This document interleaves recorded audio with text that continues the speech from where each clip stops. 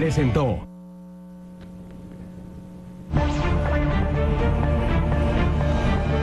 ¿Qué tal? Muy buenas noches, Juan. ¿Cómo está? Buenas noches. Ciro, muy buenas noches. Bien, trabajando toda la jornada, pero bien. Bien. El conflicto, lo que está pasando en las calles de la Ciudad de México, sabemos que son los de la Coordinadora Nacional de Trabajadores de la Educación, no los de ustedes, no el Sindicato Nacional de Trabajadores de la Educación, pero usted debe saber, todos estos maestros, 15, 20 mil dicen que están en la Ciudad de México, ¿están cobrando sus sueldos? Pues desafortunadamente sí, porque es lamentable para México. Ni siquiera es un asunto de diferencias de interpretación de los compañeros de la CENTE y de los cientos de miles de maestros que están en las aulas trabajando. Es un asunto que lesiona la imagen de los maestros. No es la cara que la sociedad quiere ver de sus maestros y por eso, si solo fuera eso, yo no estoy de acuerdo en esto que está sucediendo. Pero además, al decir no estoy de acuerdo, creo interpretar fielmente la molestia de mis compañeros maestros por ser representados de esta manera.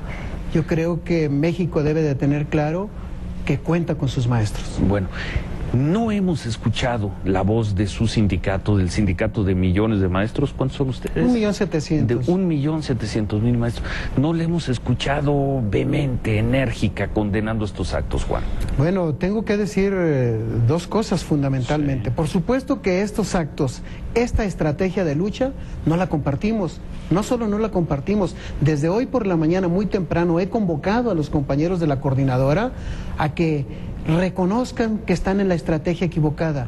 No es una forma de dar una lucha en un país como este, que tiene construidos los espacios de diálogo legales e institucionales para hacerlo de otra manera. Es condenable porque no va a conseguir ganarse el aprecio social y mucho menos encontrar una disposición al diálogo de los legisladores. Pero por lo visto, Juan, no le hicieron mucho caso. Bueno, aquí yo voy a decir algo. El movimiento como tal, en esta coyuntura tiene este tema, pero para quienes hemos tratado, convivido, dialogado y eventualmente debatido con ellos, desde hace muchísimos años, tenemos claridad que los temas sustantivos de su agenda no es la educación, ni los problemas sindicales, ni los derechos de los maestros. Es obvio que hay otras alternativas, hay otras posibilidades u otra agenda ahí.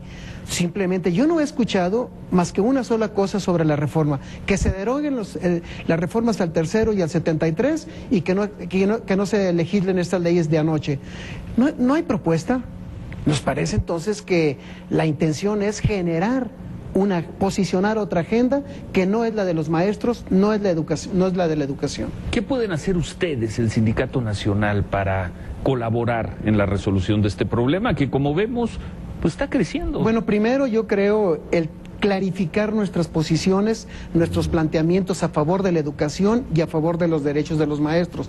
Yo creo que si la sociedad y los maestros todos, los verdaderos maestros, conocen con puntualidad esas propuestas, seguramente que se movilizará desde la perspectiva de generar opinión pública para que este movimiento no tenga una alternativa que lleve lamentablemente a México a un momento que no conviene. Bueno, por lo pronto esta protesta echó abajo la Ley General del Servicio Profesional Docente, que según los especialistas es el alma o era el alma de la reforma política. Es la ley que fijaba los criterios, que reglamentaba las formas en que se va a evaluar a los maestros. Por lo pronto, esta protesta ya tiró esa parte de la reforma educativa. Bueno, yo tengo confianza en que toda la construcción del consenso de los últimos meses que se ha dado sobre el tema de la ley del servicio profesional docente encuentre una ruta en los próximos días. Esa es la posición del sindicato,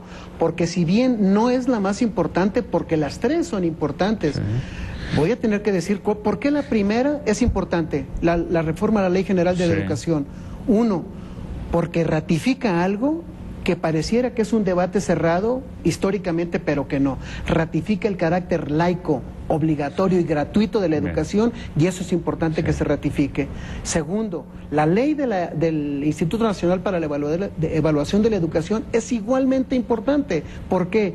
Porque está ahí el contenido realmente sustantivo de qué tipo de evaluación cuáles consideraciones de la evaluación, con qué instrumentos y con qué propósitos. Pero esa ley estará muy bien, será muy importante, pero ¿a quién van a evaluar? Queda trunca si no se construye esta tercera ley, por supuesto. Por lo tanto, nuestra posición es que debe encontrarse el mejor de los consensos para que se legisle sobre esa ley. ¿Y qué van a hacer? De nuevo, nosotros no escuchamos en estos días, no escuchamos nosotros la voz del sindicato. Sabemos que es un asunto de legisladores, pero los legisladores ayer pactaron, ayer se pusieron de acuerdo para sacar este punto que ya estaba dictaminado, Juan, por las presiones de la calle. Esa es una pregunta interesante.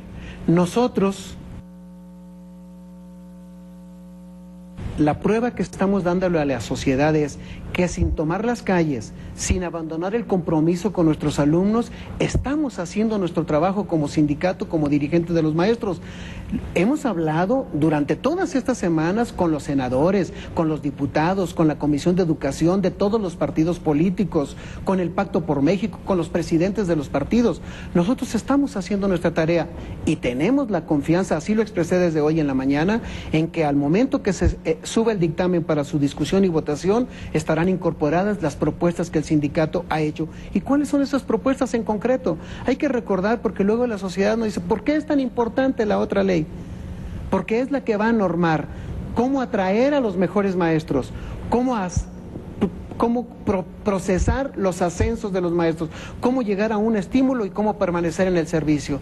Nosotros decimos, es correcto, desde 2008 propusimos que atraer a los mejores maestros a partir de un examen. Lo que hoy decimos, estamos de acuerdo en ese proceso como lo establezca la ley del servicio profesional docente, con una consideración: que se respete los derechos laborales de los maestros que están consagrados en la Constitución, y así lo dice la reforma que se hizo en diciembre. Si ese contenido se incorpora en el dictamen, por supuesto que lo aprobaremos. Si va en la perspectiva de no, tendremos que discutir, dialogar, debatir, argumentar, y estoy seguro que haremos sensibles a los diputados, a los senadores, aunque tenemos claridad que muchos de ellos están en esta misma lógica. No es excluyente ni contradictoria la reforma educativa y sus espíritus y propósitos con los derechos laborales de los maestros. El CENTE está luchando por esos derechos. Bueno, pero sin ley del servicio profesional docente no hay reforma educativa. Queda trunca. No hay reforma educativa, Juan. Yo creo que mi posición es que debe legislarse. Debe legislarse. En 2 o 3 semanas, dijo Manuel Fabio Beltrones. Yo creo que hay que recordar que tenemos 4 días de iniciar el ciclo escolar y pensar que los procesos en la educación no son por decreto ni en automático. Si no ponemos en el carril la reforma en todo su contenido que se generó en la expectativa social desde hace meses, seguramente que a la vuelta de 2 o 3 años estaremos en una frustración social que no le conviene a nadie. Y por lo tanto nosotros como maestros no es que estemos replegándonos, estamos responsablemente entendiendo que en la medida que haya evaluación para formar y acompañar el desarrollo profesional de los maestros, con instrumentos que diseñen los académicos, no la autoridad, y que se respeten los derechos de los maestros, tendremos que acompañar esa reforma porque la sociedad lo está exigiendo. Bien, sí a la reforma entonces. Sí, con esas las 3 leyes, sí. Las 2 ya aprobadas y la que falta. Sin duda alguna. Bueno, ¿nos repite cuántos son ustedes? Es 1.700.000. ¿Cuántos son ellos? Lamentablemente ellos, perdón por lo de lamentablemente, es una minoría, sin duda alguna. Son mayoría, sí, en la sección 22 del estado de Oaxaca, pero hay también miles de maestros de la sección 59 de Oaxaca que están trabajando en este momento. Son una minoría en el estado de Guerrero, una minoría en Michoacán y aproximadamente el 30-40% en el estado de Chiapas.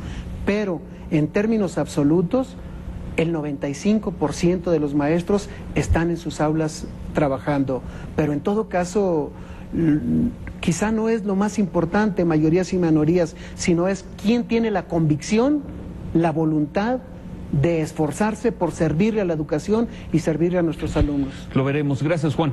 Al contrario, muchísimas gracias, Ciro. Gracias por la oportunidad. Al secretario general del Sindicato Nacional de Trabajadores de la Educación. El coordinador de los senadores